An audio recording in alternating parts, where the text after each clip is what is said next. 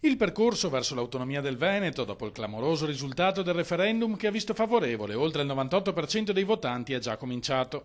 In mattinata la Giunta regionale si è riunita in seduta straordinaria per approvare le 3 delibere che danno il via alla procedura. La prima è il disegno di legge statale che trasferisce al Veneto tutte le competenze previste dagli articoli 116 e successivi della Costituzione. Il nocciolo del referendum ovviamente riguarda l'applicazione degli articoli della Costituzione e quindi la possibilità di avere le 23 competenze e ovviamente il federalismo fiscale conseguente. Il trasferimento di tutte le competenze comporterebbe la permanenza nella regione di circa i 9/10 delle tasse, come scritto espressamente nella legge che dovrebbe però essere approvata dalla maggioranza del Parlamento.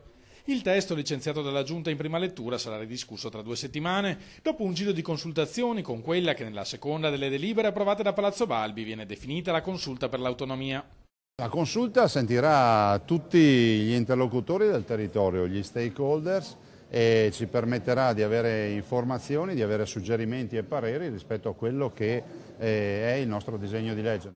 Poi il testo passerà dal Consiglio regionale e quindi in Parlamento, dove costituirà la base della trattativa tra Regione Veneto e Stato centrale.